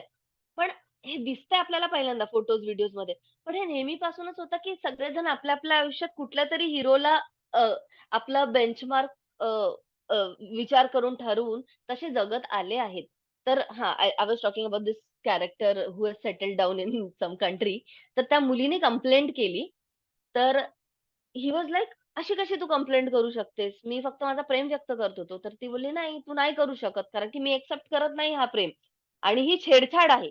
तर तो बोलतो, "असूच शकत नाही. मी लहानपणापासून फिल्म्स बघितलेत, अशाच प्रकारे व्यक्त केलं जातं." म्हणजे दिस इज अ रिअल केस. हे खरोखर असं झालंय. म्हणजे भारत सोडून तिकडेही गेला तरी पण जे बॉलिवूडची जी छाप पडली आहे, आपण जे आधीपासून गोविंदाला बघितलं आहे, चंकी पांडेला बघितलंय, लाल दुपट्टे वाली तेरा नाम तो बता, किंवा हम तुममध्ये सैफ अली खान आणि राणी मुखर्जीचे भांडणं झाल्यानंतर तो लास्टला तिला किस करतो, किंवा राजा की आएगी बारातमध्ये रेप सीन नंतर पंचायत रेपिस्ट सोबत तिचं लग्न लावून देतो. इतके सारे एक्झाम्पल्स आहेत ज्यामध्ये ह्या सगळ्या प्रॉब्लेमॅटिक गोष्टीला नॉर्मलाइज केलंय. आणि films are not just for entertainment. It is high time now की आपण हे एक्सेप्ट केलं पाहिजे, की आपण जाऊन 2 तास पॉपकॉर्न, समोसे खाऊन वाह! किती छान फिल्म आहे, एवढं कधीच करत नाही. हे आहेच नाही. म्हणजे जे लोकं निगेटिव्ह बोलतात त्यांनाच म्हटलं जातं, की take it as a film. But जे पॉझिटिव्ह घेतायत, they are also not taking it as a film. ते पण एक्सेप्ट करतात त्या सगळ्या गोष्टी आपल्या जीवनामध्ये घेऊन येत आहेत. तर मग why are we not telling them, की take it as a film, entertainment करा, विसरून जा. मग हे शक्य नाहीये ना. आणि मीडिया वेदर इट इज, म्हणजे आपल्याला जेव्हा न्यूजमध्ये लक्षात येतं, की fake news, non fake news, real news अशा गोष्टी बोलल्या जाऊ शकतात. फिल्म न्यूज एथिक्स वगैरे याच्याबद्दल आपण आयडेंटिफाय करू शकतो. खरी आहे, खोटी आहे. पण फिल्म्स ज्या पद्धतीने बनतात त्यातलं खरं-खोटंपणा शोधून काढणं खूप खूप कठीण आहे. कारण की ते तुम्हाला स्टोरी नरेशन दाखवली जाते ना. म्हणजे 2000 की नोट में क्या है, क्या नहीं है, it can be proven. But जेव्हा फिल्म्स येतात तर ते स्टोरी जेव्हा येते, म्हणजे it's it's called an agenda setting theory in media when you learn, की जेव्हा बनवली जाते film, it comes with an agenda. तो अजेंडा कधीच फक्त एंटरटेनमेंट नसतो. तर तो पूर्ण तुमच्या ब्रेनला हॅक करण्यासाठी किंवा तुम्हाला घडवण्यासाठी चा अजेंडा असतो, हे आपल्याला लक्षात घ्यायला पाहिजे. म्हणजे न्यूजमधून शोधून काढणं आहे सोपं, एका एका एक देअर इज अ प्रोसेस. फिल्म्सबद्दल शोधून काढणं प्रोसेस खूप कठीण आहे, कारण की तुम्ही रमता त्यात. तुम्ही न्यूजमध्ये रमत नाही. फिल्म्समध्ये तुम्ही रमता. तुम्हाला एखाद्या हिस्टॉरिकल इव्हेंटबद्दल जेव्हा ते काय म्हणतात, जेव्हा आपल्याला न्यूजमध्ये पण दाखवतात नाटकीय रूपांतर. तर नाटकीय रूपांतर is very effective way to tell the stories, आणि ते टू मेक इट बिलीव्ह. आपण रीड करू काहीतरी, म्हणजे रीडिंगमध्ये पण ऑफकोर्स नॉव्हेल्स आणि हे तर लोकं त्यातही रमतात. पण मला असं वाटतं, की ऑडिओ व्हिज्युअल फॉर्मॅट जो आहे तो खूपच भयंकर पद्धतीने आपल्याला वस्तूंवरती, गोष्टींवरती, कहाण्यांवरती बिलीव्ह करायला लावतं. आणि म्हणूनच अ, जेव्हा हिस्टॉरिकल फिल्म्स बनतात तर लोकं ऑब्जेक्शन घेतात, की तुम्ही मोड करून जसं दाखवलं तर लोकांना वाटेल का हाच इतिहास आहे. पण जेव्हा ऐतिहासिक नसेल, तर तेव्हा ऑब्जेक्शन घ्यायचा नाही का? आपला कल्चर कसा घडतोय, आपण कसे घडतोय, आपण काय विचार करतोय, हे अल्फा मेल, सिग्मा हे एवढी टॉक्सिसिटी आपण का घेतोय? आणि खरंच जेव्हा मी थिएटरमध्ये नाही बघितलं फिल्म, कारण की मला वाटतं की हे सगळे फिल्म्स बघणं गरजेचं आहे, पण ह्यांना पैसे देणं गरजेचं नाहीये. हं, तर it it is of course not an ethical practice to watch pirated films. पण आता फिल्म अभ्यासक म्हणून आपल्याला हे करावं लागतं कधी-कधी. पैसे आपले चुकीच्या जागी देऊ नये म्हणून. तर it is again a political stand. But then जेव्हा रोहिणीताई सांगत होत्या, की तो सीन ज्यात बॉबी देओल रक्ताने भरलेला असतो आणि तो आपल्या नुकतंच लग्न झालेल्या बायकोवरती रेप करतो आणि तो चार चौघात करतोय. चार चौघं नाही म्हणजे खूप लोक आहेत तिथे, खूप लोक आहेत. तिथे करतोय. तर हा इतका भयंकर सीन आहे, हा बघवत नाही. त्यात त्याच्या अजून 2 बायका पण आहेत. त्यांना काहीतरी गपशप करताना दाखवलं आहे. आणि तिथे एक सीन आहे, की त्याची पहिली बायको दुसरीला विचारते, की "तू का लग्न" किंवा दुसरी पहिलीला विचारते, की "तू याच्याशी का लग्न केलं?" तर ती बोलते, की "मला लाईफमध्ये सायलेन्स पाहिजे. हा बोलू शकत नाही म्हणून केलंय." हा फालतू जोक होता खूपच. एकतर डिसेबिलिटीवरती करणारा जोक होता. प्लस तो सायलेंट नाहीये. तो इतका भयंकर व्हायलेट आहे. तुमच्या लाईफमध्ये खरंच सायलेन्स आहे का? तो बोलू शकत नाही म्हणून. किंवा एखाद्या अ, म्हणजे कुठलातरी डिसेबल्ड असणारा व्यक्ती हा अ, हा व्हायलेंट असतो किंवा डिसेबल्ड व्यक्ती हे क्रूर असतात. हे सुद्धा फिल्म्समध्ये जेव्हा दाखवलं जातं that is also very problematic.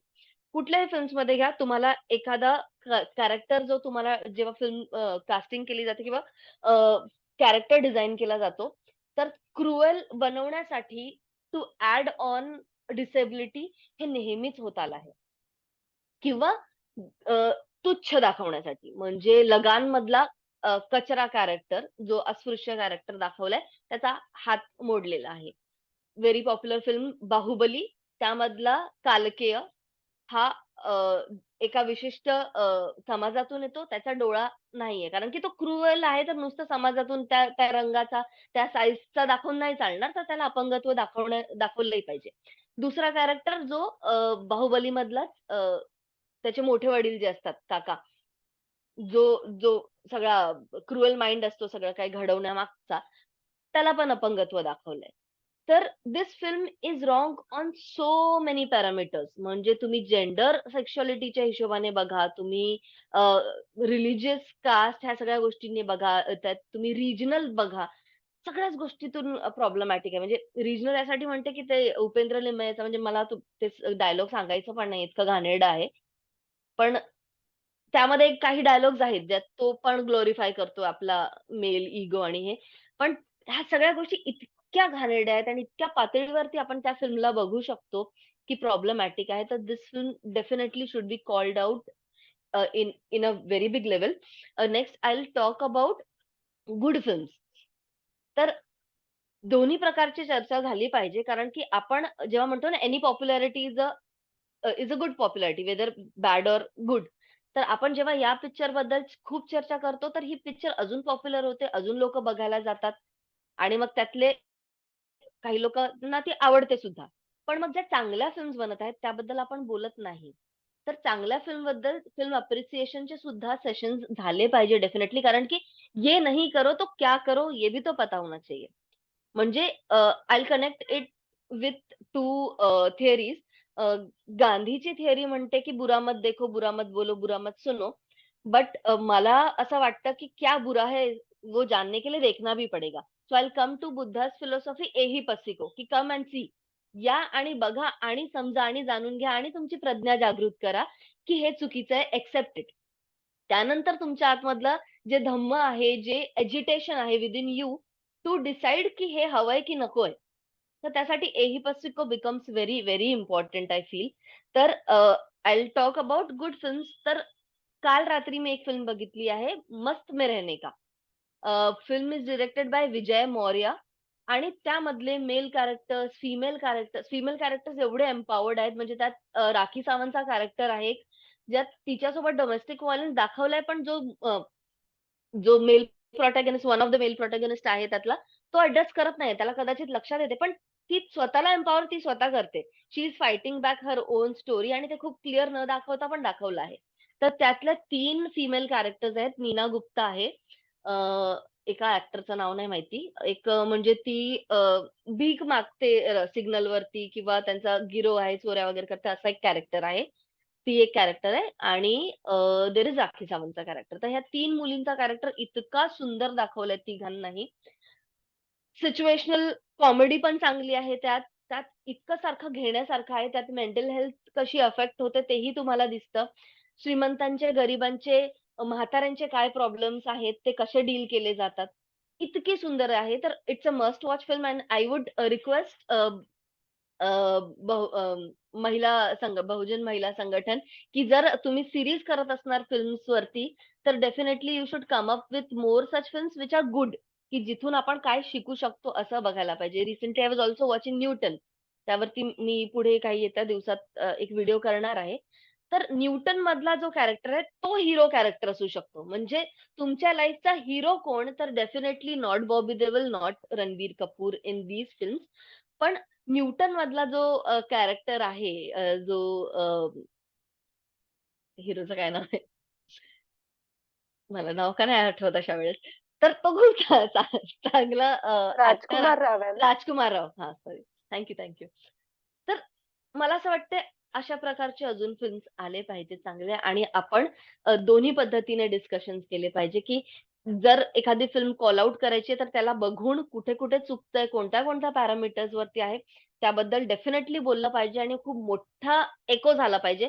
म्हणजे की तो युफोरियाला दाबलं पाहिजे, की फिल्म बघणं खूप युफोरिया ना, ते थिएटरमध्ये शिट्ट्या वाजवणं आणि हे सगळ्या गोष्टी. तर त्याचा आवाज दबला पाहिजे प्रोटेस्टने, की हे फिल्म्स नाही बनायला पाहिजे. एवढा मोठा तो प्रोटेस्टचा आवाज असला पाहिजे आणि ॲट द सेम टाईम चांगल्या फिल्म्सबद्दल, कारण की हे जे डिरेक्टर्स आहेत, जे चांगले फिल्म्स करतात, त्यांचा मॉरल डाउन होतो, की आपल्या फिल्म्सला कोणी विचारत पण नाही. तर मग आपण पण तशाच फिल्म बनवूया, कारण की पैसा सबको कमाना है, तो बिकता है वो दिखता है, या जो दिखता है वो बिकता है. जिसको लोग पसंद कर रहे हैं वो और बनाओ. तर मला असं वाटतंय म्हणून चांगल्या फिल्म्सला अप्रिशिएट करणाऱ्या सेशन्सची पण खूप गरज आहे. I I I think I should stop here. खूप मोठं झालंय. Thank you so much Yeah. Mayura. तू अगदी बरोबर अचूक काय म्हणतात त्याला नस पकडलीयस की हा अजेंडा असतो.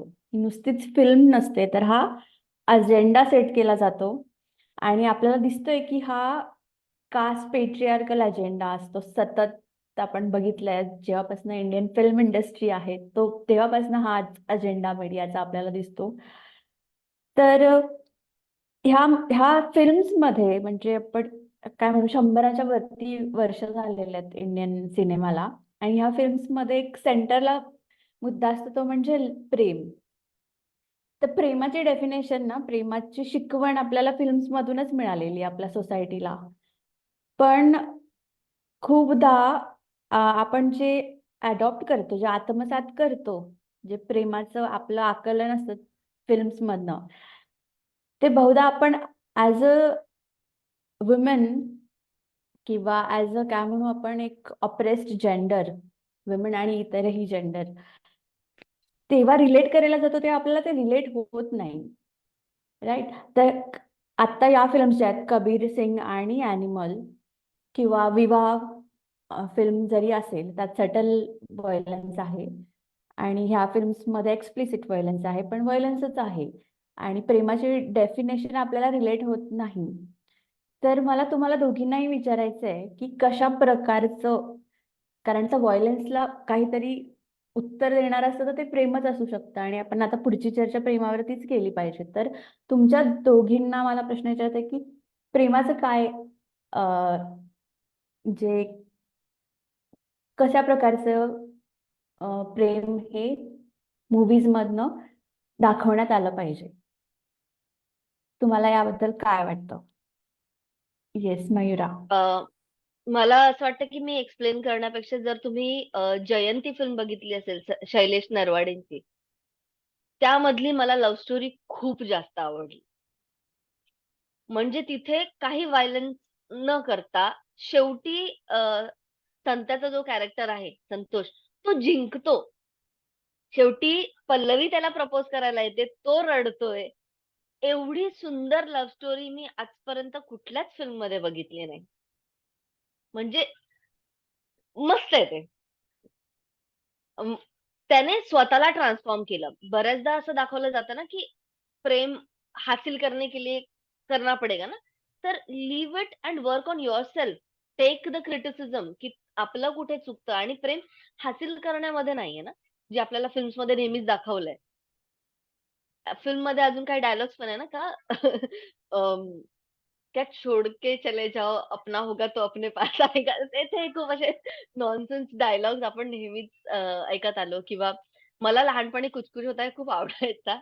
आय नाऊ अंडरस्टँड की किती प्रॉब्लेमॅटिक फिल्म आहे. प्यार दोस्ती है म्हणतो किंवा एक एक बार शादी होती है म्हणतो तोच 2-2 वेळेस सगळ्या गोष्टी करतोय. तर तिथल्या तिथे आयरनी, कॉन्ट्ररी आहे. पण मला असं वाटतं ह्या सगळ्या फिल्म्सला डिस्कस करताना ना आपण खूप चांगल्या पद्धतीने शिकतो, की फिल्म्स काही चुकीचं नाही दाखवत. फिल्म्स फक्त त्याला बरोबर आहे असं सांगतात. सोसायटीमध्ये त्याच गोष्टी आहेत, नाहीयेत असं नाहीये. म्हणजे ऑफ कोर्स एनिमल सारख्या एवढ्या गोष्टी कधीच नाहीयेत सोसायटीत. पण बऱ्याच साऱ्या फिल्म्समध्ये ज्या गोष्टी जसं कबीर सिंग सारखे कॅरेक्टर्स एक्झिस्ट करतात. कबीर सिंगची जे हिरोईन आहे त्यात कियारा, तिच्यासारखे कॅरेक्टर्स एक्झिस्ट करतात. पण त्याला बरोबर आहे असं नाही दाखवलं पाहिजे. फक्त मला असंच वाटते. कारण की films are also mirror of the society and then society also adopts the same thing from the films. आणि हे सर्कल चालत राहतं. पण प्रेम मला वाटतं फिल्म्समधून शोधून काढण्यापेक्षा आपण इथे तयार करायला पाहिजे आणि जर फिल्ममधला एक बेंचमार्क प्रेमाबद्दलचा पाहिजे अ, म्हणजे कपल प्रेमाबद्दल जर आपण बोलतोय, तर मग जयंती मी बोलेन. बट देन अगेन तिथे खूपच सिस हेटेरोसेक्सुअल प्रेमच दाखवलं जातं सगळ्या फिल्म्समध्ये. तर अ, ते सगळे स्टिरियोटाइप्स किंवा हे सगळ्या गोष्टी पण ब्रेक करणाऱ्या गोष्टी असे पण फिल्म्स कमी आलेत. येत आहेत मला असं वाटतंय. पण एक आहे की होमोसेक्सुअलिटीला एक्सेप्ट जेवढं मोठ्या प्रमाणात केलं जातंय तेवढं तेवढं अजूनही बाकी सगळ्या गोष्टींवरती काम होत नाहीये. तर मला वाटतं त्यांची मूव्हमेंट स्ट्राँग आहे ती. म्हणजे it's a success of that movement. तर तो प्रोटेस्ट स्ट्राँग आहे. तर मला वाटते प्रेमावरचा म्हणजे बिकॉज लव्ह इज लव्ह हा स्लोगन पण मला वाटतं प्राईड मूव्हमेंट मधून जास्त गाजलेला आहे. तर मला वाटतं त्या पलीकडे अजून प्रेमाबद्दल चांगल्या फिल्म्स बनल्या पाहिजे एक सटल पद्धतीने. कसं असू शकतं प्रेम आणि जर बनली आहे कोणती तर that would be Jayanti for me. Thank you. Thank you Mayura. मला पण या विषयावरती येस रोहिणी बोलू? प्लीज. येस. हां. तर प्रेमाच्या संकल्पनेवरती किंवा चित्रपटांमध्ये प्रेम कसं दाखवलं पाहिजे या विषयी थोडंसं मला पण बोलावसं वाटतंय. अ, आपल्याकडे बऱ्यापैकी आपण त्या सगळ्या सिस्टम्स मधनं सुटू शकत नाही, की ज्यामध्ये आपण जगतो. म्हणजे आपल्याकडे चित्रपट तेच येणार, की जे आपल्या आजूबाजूला घडतं. आणि शिवाय काही जे कथानकं रचल्या जातात, जे डोक्यांमध्ये, कल्पना विश्वामध्ये रमून जे कथानकं रचल्या जातात, त्यातनं आपल्याला बऱ्यापैकी प्रेम वेगवेगळ्या चित्रपटांमध्ये दाखवलं जातं. पण ती एक अशी गोष्ट आहे, की जी म्हणजे जसं आता मयुरा म्हटली, की ती चित्रपटांमध्ये दिसेल, रिफ्लेक्ट होईल, पण ती आपल्या आजूबाजूला खूप आपल्याला बघता आली पाहिजे. तर असे चित्रपटांची कथानकं, की जी लोकांमध्ये जाऊन त्याचा अभ्यास करून त्यांचं कल्चर बघून तयार केलेली असतात. जसं त्याचे 2 उदाहरणं मी देईल. एक लंच बॉक्स मूव्ही आहे. की ज्यामध्ये खूपच रोजचं जगणं त्यांनी दाखवलंय आणि ते एकमेकांप्रती असं खूप प्रेम एक्सप्रेस करत नाहीत. पण ती एक खूप सुंदर फिलिंग आहे, की आपल्याला कुठल्यातरी महानगरामध्ये एक आधार देणारा व्यक्ती आहे आणि जो आपल्याला तितक्या संवेदनशील पद्धतीने समजू शकतो. आणि खरंच व्हायलन्सला काउंटर करणारी जर कुठली थेअरी असेल तर ती लव्हच असू शकते, प्रेमच असू शकते. आणि हे प्रेम म्हणजे जितक्या समाजाच्या विविध घटकांमधला अभ्यास होऊन जितकं चित्रपटांमध्ये येईल ते तितकं जास्ती आपल्याला भावेल कारण आपण सगळेच त्याचा भाग असतो. जसं ॲनिमलमध्ये प्रेम-बिम काही नाही. ते सगळं अनरिअलिस्टिक आणि असं सगळं आहे. मला पण अजून एका मूव्हीचं नाव सांगावसं वाटतं, जो बरान नावाचा चित्रपट आहे. माजिद मजिदी. अफगाणी तिथला तो सगळा प्लॉट आहे. म्हणजे अफगाणिस्तानमधले जे रेफ्युजीज आपल्याला इराणमध्ये जाताना दिसतात. तर बरान हा चित्रपट त्यामध्ये जे प्रेम दाखवलेलं आहे, की कुठली एक्स्पेक्टेशन नाही, काही नाही. आणि तो एक अत्यंत आपण म्हणूयात की खूपच असा असलेला, ज्याला काहीच म्हणजे त्याला काहीच असं जगण्यामध्ये अर्थ सापडत नाही असा एक मुलगा आहे. पण जेव्हा तो तिला बघतो आणि त्या मुलीला बघितल्यानंतर त्याला तो जे सौंदर्य तो जे त्या क्षणाला फील करतो ते त्या डायरेक्टरनी इतक्या सुंदर पद्धतीने दाखवलेलं आहे. की आपल्याला पण एक प्रेम कसं असू शकतं, की तिला एका सुरक्षित ठिकाणी नेऊन पोहोचवणे हे त्याच्या आयुष्याचं अंतिम ध्येय बनतं. म्हणजे लग्न होणे, मुलं होणे असं काही नाही. प्रेम ही एक फिलिंग आहे, की ज्यामध्ये तुम्ही समोरच्याला खूप स्वीकारता, त्याला ॲक्सेप्ट करता आणि त्याला तुमच्यासोबत खूप सुरक्षित आणि कम्फर्टेबल वाटतं. ती ह्युमन नीडच आहे एक. आणि ते त्या बरान चित्रपटामध्ये दाखवलं. तर हा एक चित्रपट मला वाटतं. तर तेच, की चित्रपटांचा अजून जास्ती जे कथानक आहेत, ते सामान्य माणसांमध्ये जाऊन त्यांच्या भावनांचा अभ्यास करून कशा पद्धतीने नॅरेट केल्या जातात. तर तसं दाखवलं गेलं पाहिजे. आणि असे अनेक सुंदर चित्रपट आपल्याकडे आहेत. पण आता मी इतकंच बोलेन. मी एक थोडंसं ऍड करेन इथे. अ, खूप कठीण कॉन्सेप्ट असतात बुद्धाचे. तर आणि म्हणजे जगायला कठीण आहेत. त्यातलं आहे की प्रेम दुःख आहे. आणि खरं आहे ते. कारण की प्रेमात आपल्याला प्रेम जेव्हा आपण म्हणतो तर आपण विशेष 2 लोकांबद्दल बोलत असतो. पण कंपॅशन किंवा मैत्रीभाव हा युनिव्हर्सल आणि हा प्रत्येकाबद्दल एकसारखा असू शकतो आणि तो खूप गरजेचा आहे. आणि जेव्हा आपण पार्टनर्स मधलं प्रेम म्हणतो आणि त्यात जर मैत्री नसेल, तर ते खूपच प्रॉब्लेमॅटिक होतं. म्हणून मला असं वाटतं की प्रेम आहेच कारण की ते नॅचरल फिलिंग आहे आणि आपण दुःख असलं तरी दुःख पण बऱ्याचदा हवं असतं सर्वांना आपल्याला. पण त्यासोबत मैत्री, कंपॅशन ह्या ज्या गोष्टी आहेत, त्या खूप जोपासल्या पाहिजे. आणि फिल्म्समध्ये सुद्धा जर प्रेम दाखवतात आणि त्यामध्ये 2 कॅरेक्टर्सला जेव्हा मैत्रीपूर्ण दाखवतात, तर ते जास्त सुंदर वाटतं बघायला आणि जास्त रिलेटेबल वाटतं. म्हणजे अशा खूप साऱ्या फिल्म्स आहेत ज्यात कपल एकमेकांवरती अधिकार कमी किंवा मित्रांसारखे वावरताना जेव्हा दाखवतात, तेव्हा ते जास्त सुंदर दिसतं बघायला. Thank you Mayura, thank you Rohini. अगदी बरोबर. ॲक्च्युली बेल हुक्सचं एक बुक आहे ऑल अबाउट लव्ह आणि त्यातली त्यांची प्रेमाची संकल्पना मला खूप पटली. म्हणजे त्या म्हणतात की प्रेमामध्ये व्हायलन्सला जागाच नसावी. आणि ॲनिमल सारख्या चित्रपटामध्ये म्हणजे सुरुवातीचा जो प्लॉटच आहे की वडिलांच्या प्रेमासाठी तो हे सगळं करतोय. तर मग वडिलांच्या प्रेमासाठी तो असा हिंसक का बनतो? त्याचे वडील पण कुठे ना कुठे ती हिंसा त्याच्यामध्ये काय म्हणू आपण त्याचं बीज रोवत असतात. कारण ती हिंसा त्याच्या वडिलांनी केलेली असते, त्याच्या आईवर आणि त्याच्यावरती केलेली असते. तर बेल हुक्स म्हणते की जेव्हा एका मूल छोटं असतं आणि पॅरेंट्स त्याला शिकवतो की आमच्या हिंसेमध्येच प्रेम आहे. ते मूल तेच शिकतं आणि नंतर आपल्याला ते काय म्हणू आपण प्रेमाची आपली व्याख्याच ती बनते. मग तो काय वांग्या पण तेच बोलतोय की मारलं नाही तर प्रेम कुठे. तर मला वाटतं की बेलुक्स त्या म्हणण्याप्रमाणे ना प्रेमात हिंसेला जागाच मग ते पॅरेंट्सचं असू देत किंवा मैत्रीतलं प्रेम असू देत किंवा पार्टनर्स मधलं प्रेम असू देत त्यात हिंसेला जागा नसूच शकते हे जेव्हा आपण ऍक्सेप्ट करू आणि अशा प्रकारचे चित्रपट अशा प्रकारच्या प्रेमाची व्याख्या असलेले चित्रपट यावेत आणि तसे ऑडियन्स सुद्धा तयार व्हावेत या होप वरती आपण इथे थांबूया. थँक्यू रोहिणी आणि मयुरा, तुम्ही खूप छान बोललात आणि खूप वेळ दिलात.